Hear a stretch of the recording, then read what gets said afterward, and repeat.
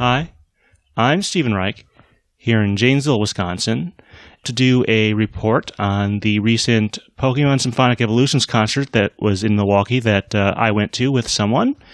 And that person is actually my mom. She's right here with me. And just so you know, she's an orchestra teacher. She has a degree in music education from Northwestern University. She plays primarily the viola, but she also can play the violin.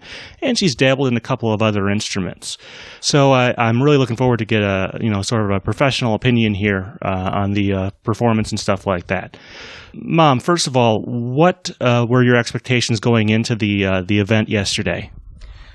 I'd never been to a concert of this type, so I wasn't really sure what to expect. I knew there was going to be a full symphonic orchestra performing, and I don't think I really realized that there would be a video on a screen as we were listening to the performance. Yeah, and I should point out that, well, you don't have a lot of experience with Pokemon specifically. You've never really played any of the games, but you do have video game experience. You have a 3DS, and you tend to like the new Super Mario Brothers and the Professor Layton games, so you do have some gamer credentials. So when we got there, what was your impression of sort of the venue and the other people there? What was that like? There was quite an assortment of people, a lot of range of ages, and lots of enthusiasm from people in the crowd. It was easy to see how the orchestra was set up and that the sound system they were using, they had all the instrumentalists mic'd. I assume they spent a lot of time setting sound levels and things like that, and that was kind of my impression when it started. The theater was gorgeous. Yeah, we're at the Riverside Theatre, which is in downtown Milwaukee. You said the crowd had a lot of enthusiasm. There were actually a number of people who got kind of dressed up there for the concert. Did that kind of surprise you? What did you think of that? Didn't surprise me too much. I'm also a Star Trek fan and have been to many Star Trek conventions.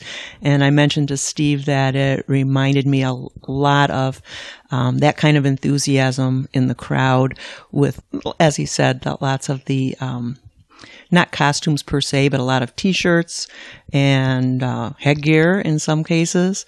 And everybody was looking to have a good time. All right, so as far as the music itself and how it was performed, what do you think of that? Well, this was a professional orchestra who played extremely well. I don't know how much of an opportunity they had to rehearse beforehand, but obviously the music itself was well marked and easy for the orchestra to follow. They used a big range of dynamic expression with a lot of contrast between loud and soft sections and between different sections of the orchestra on different themes. The music itself was not very synthetic sounding as it often is in video games with little clips of music here and there. There were extended themes that were very beautiful to listen to.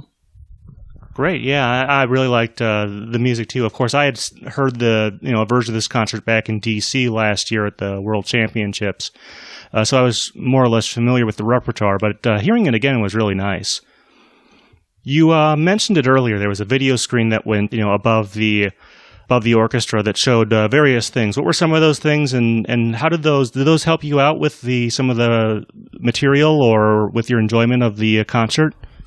I think the videos added an awful lot to the concert, especially for people who are much more familiar with the games than I am. The videos went in chronological order of the game's releases, and they were interspersed with video of the orchestra playing, which was also done very well because it highlighted the sections of the music and instruments that were playing the melody at the time.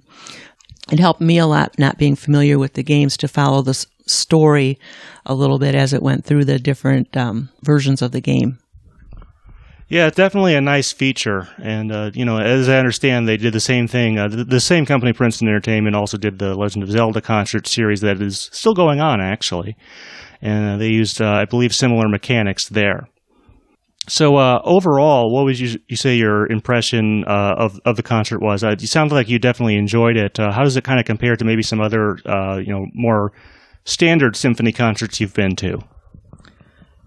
Well, obviously the music was new and not music I'd already heard before.